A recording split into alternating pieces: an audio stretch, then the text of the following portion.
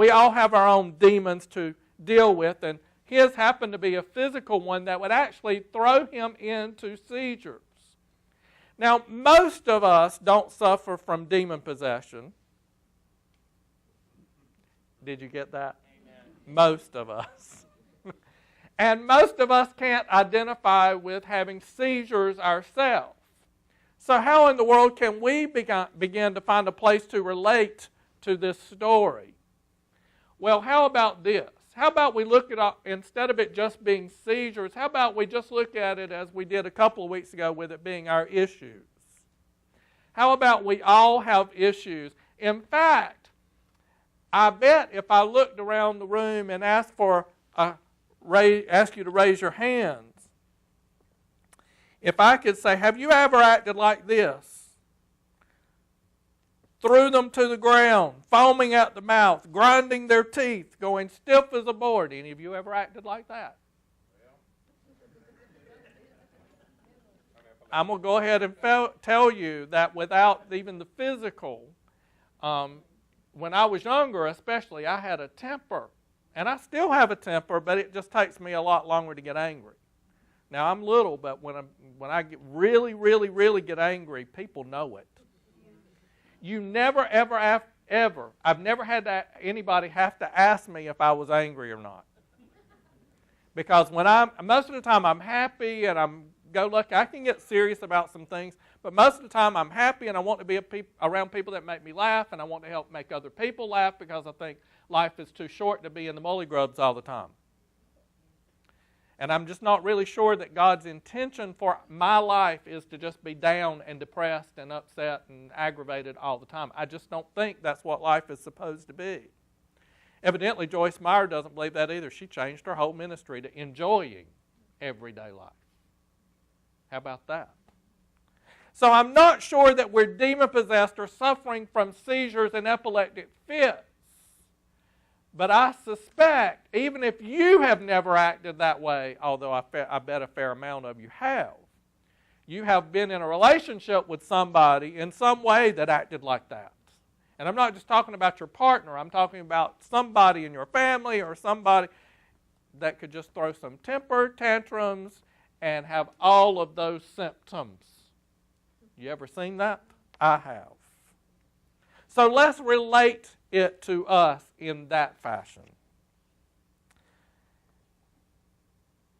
The man goes on and said to telling Jesus, I told your disciples hoping they could deliver him, but they couldn't. I told when I had this problem with him stomping his feet and carrying on and falling all out in the floor and seizing, I went and told your disciples, Jesus. Any of you ever guilty of doing that? When somebody is just really tromping on you and getting on your case and having a temper tantrum and they're going to have it their way, then I think what I will do, now 5 years ago, many of us would have picked up the phone and called someone to tell them how we were being treated. Say that louder. Facebook. Oh, Facebook. We can just tell everybody. Let's just get on Facebook and we can just tell everybody. Don't you just love it when people play out their personal stuff on Facebook and we all get to share? We all get to share in their seizure, in their rolling on the ground and grinding their teeth and just putting it out there. And I hope you're not. I hope nobody in here is guilty of that. I hope you're not. You know, because especially if you're telling on somebody else. Because if you're telling on somebody else, what it usually tells me is more about you than it does them. Because you're the one spilling it all out in front of everybody. I'm like, I don't want. There have been times I read things, I'm like, whoa, stop. I couldn't even read all that stuff. Just, whoa, I think I'll check in with this person in a couple of days when they've come out of their seizure. We like to tell somebody else when we have problems. We like to tell somebody else when we're being attacked. We like to go share it with somebody.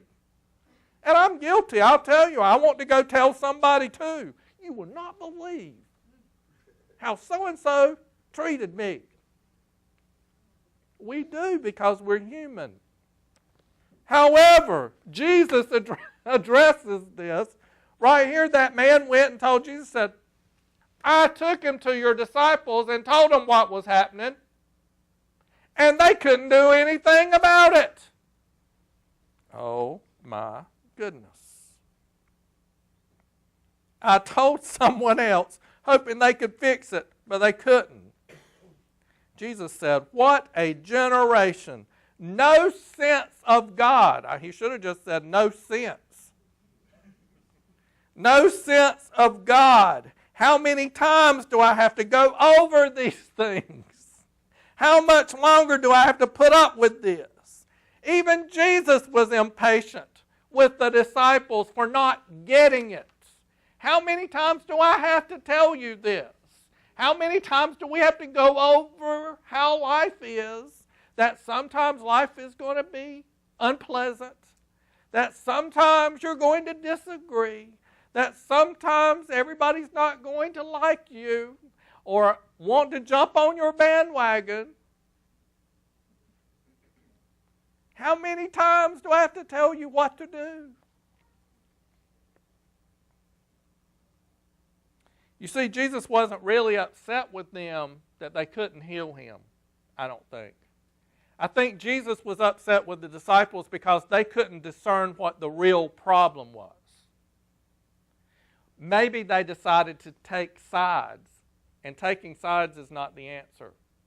I'll tell you, as a pastor, sometimes I've had couples come in and tell me problems that they are having, and both of them want me to take their side and tell the other person that they're wrong. And I mean, I'm not just talking about at this church. I mean all through my pastoring.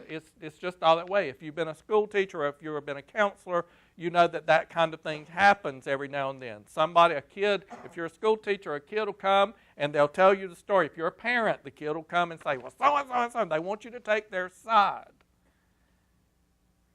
And the truth of the matter is, you've got to be a discerning, mature person to say, this is just a side, and that's the other side, but I'm going to look over all of that and love you both when it's all said and done. I'm going to love the one that's right, and I'm going to love the one that's wrong. And that's not always easy, but sometimes, especially if you're a parent, what's your choice? You're going to get up in the morning, the same two kids are going to be in the house. If you're a school teacher, you got to go back and face the music. The same kids are going to be there.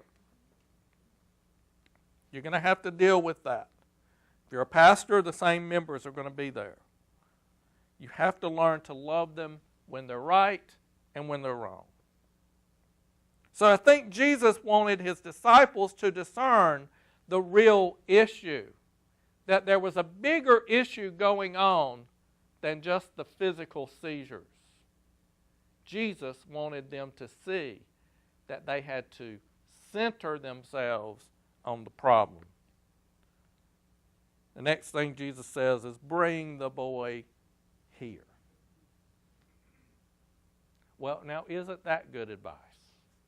Instead of calling your neighbor, maybe you should just take the problem to the problem solver.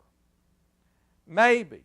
Now, I'm not telling you that you should not have a close confidant that you can share and vent to and all of that stuff, because we all need that. However, really, once the venting is done, you've got to make sure you trust that person that they're going to love the other people you're talking about when it's said and done, and it's over. Bring the boy here, Jesus says.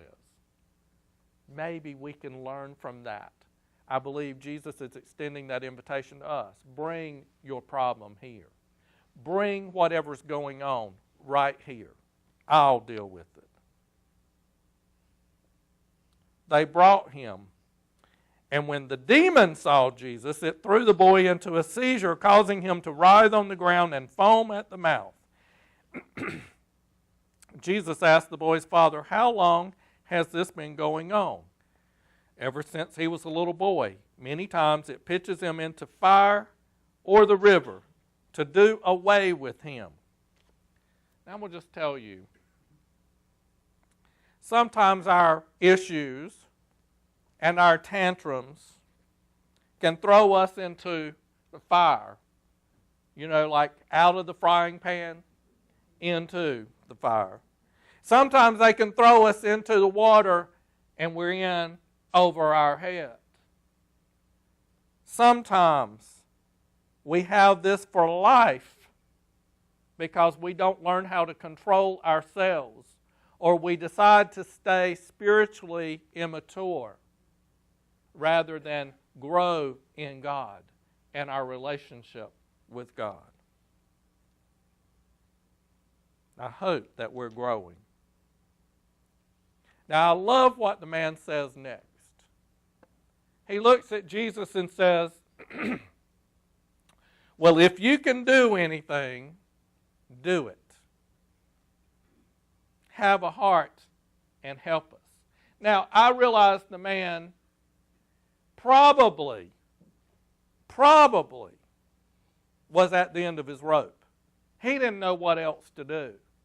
I'm sure none of you have ever been at the end of your rope and not know what else to do, feel like you've done everything you can. But you know what? If we take it to God, something will change. And it's not always the healing or the whatever with the other person. Sometimes the change has to be in me when I take it to God. If you can do anything, do it. Can you imagine asking Jesus? If Jesus was in bodily form, standing right here, for those of you who have a relationship with Him, can you imagine walking up here with your problem and saying, "Well, Jesus, if you can do anything with it, do it." Now, most of you think that's just pretty crazy. That's pretty small-minded of us, isn't it? To think, well, if Jesus can do anything, if Jesus were standing right here, of course we could ask Him. Now, He may choose not to, but the very least we can do is come up and ask Him, "If you can do anything, do it."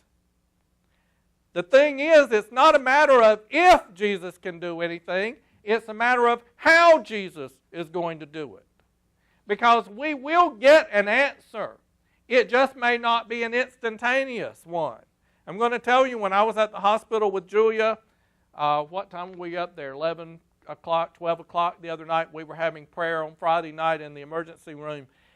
And she looked at me and held on to my hand, and she put my hand on her heart. And we just stared at each other, and we had already prayed, and then I couldn't finish praying. I had to pray some more. Because I'm going to tell you, there was enough faith in that room with her family standing there. Nicole was there. Kathy was there. We were praying, and there was enough faith in that room to have her healed instantly. And I kept waiting for everything to change. And I kept watching the monitor because I thought, this is going to change. This is going to change while I'm standing here. There was that kind of faith in that room. There really was. And that excited me because I thought, this is going to be major. When she comes up out of this bed tonight and the doctor says, "I don't know what in the world just happened to you, but you're fine now, you can go home," I just knew that was going to just explode our faith for whatever issues we have in our lives. And she just kept looking at me. And yesterday we were talking, and I said, "Julia, I really thought that God was going to raise you up last night. I mean, I had that kind of faith." She said, "I did too. And I don't know why God chose not to, because I really thought that that was going to happen."